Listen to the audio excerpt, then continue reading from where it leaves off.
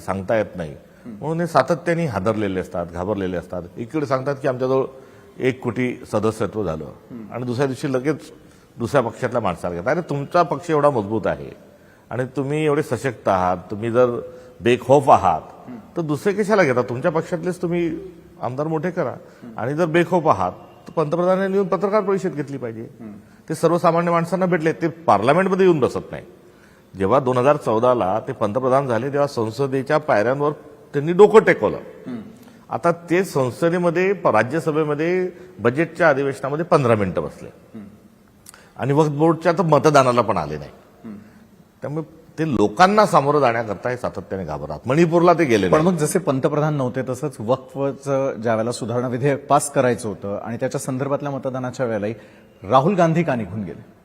राहुल गांधी जे निघून गेले तर ते राहुल गांधींना हाऊसमध्ये त्या ठिकाणी होते. आमचा संसदीय पक्ष हा पूर्ण त्या ठिकाणी होता आणि राहुल गांधींच्या भूमिकेबद्दल कुठलाही संभ्रम नाही. त्यांनी मतदान देखील जे आहे ते मतदान त्यांनी केलंय. त्यामुळे ती चर्चा जी आहे रात्री 1:30-2 वाजेपर्यंत चालली.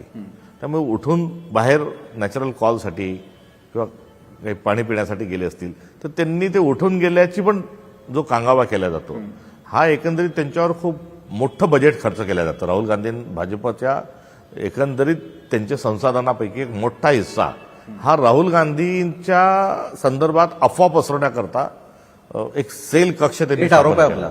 हो, आरोप आहे, सिद्ध झालेला आहे आरोप आहे की 10,000 कोटी हे त्यांना काही विश्लेषणं चिटकवण्याकरता खर्च झालेले आहेत मागच्या काळात आणि अजूनही त्यांनी काही राहुल गांधींचा पिछा काही सोडलेला नाही.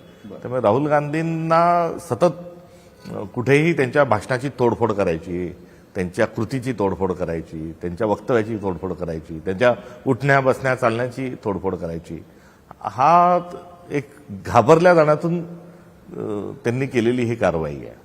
बरं, मी राहुल गांधींना ऐकलेलं होतं ज्यावेळेला लोकसभा निवडणुकांच्या प्रचारासाठी ते आले होते. झंझावाती अशा प्रकारच्या सभा घेतल्या गेल्या.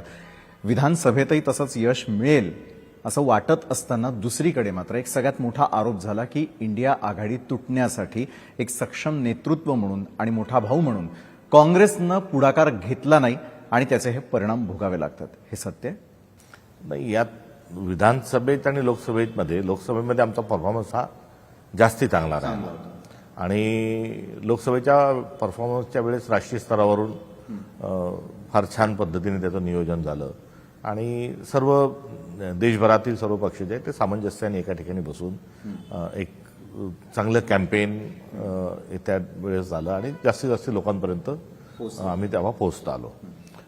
त्या तुलनेने तेवढा समन्वय इतर ज्या गोष्टी लोकसभेच्या झाल्या तर तशा गोष्टी तेवढ्या स्मूथली आणि तशा वेळेवर होऊ शकल्या नाही. ही बाब सत्य आहे. आता जेव्हा अपयश येतं तेव्हा आता त्याचं खापर हे कोणावर फोडावं हे सर्व दूर म्हणजे हा पक्षीय एक भाग नाही. त्यामुळे आरोप प्रत्यारोप ही होत असतात.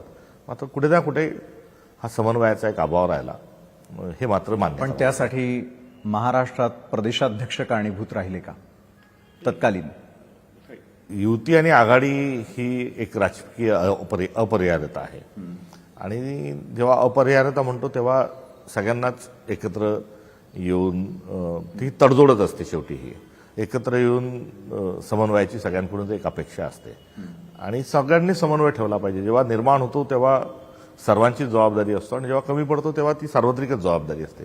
त्यामुळे कोणत्याही एका व्यक्तीला किंवा पक्षाला यासाठी वेठीस धरणं हा तू महिमेचा खेळ आहे. आता तो संधी चुकली, त्याच्यामध्ये उणीव राहिली, कुठेतरी कमी आम्ही पडलो, ही त्याची एकंदरीत गोळाबेरीज आहे. बरं, पण त्याच काळामध्ये प्रदेशाध्यक्षांवरती तत्कालीन प्रदेशाध्यक्षांवरती अनेकांनी नाराज असल्याचं देखील सांगितलेलं होतं. त्याच वेळेला जर ही खांदेपालट झाली असती आणि ती जबाबदारी तुमच्या खांद्यावर असती तर विधानसभेचं गणित आणि चित्र राज्यात बदललं असतं. हा एकंदरीत ही निवडणुका आणि त्या अनुषंगाने प्रदेशाध्यक्षपदाची जी खुर्ची ती भारत तो काटेरी मुकटी आहे. तो भारत एक हॉटस्पॉट आहे किंवा एक मोठी जबाबदारी आहे.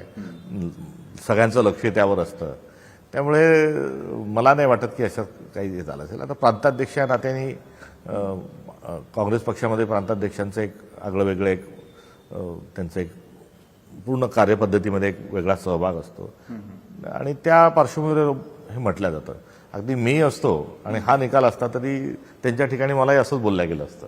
बरं, म्हणजे टीकेचं धनी व्हावं लागतं ज्यावेळेला तुम्ही एखादी जबाबदारी घेता. मात्र ही जबाबदारी आल्यानंतर नाना पटोले असतील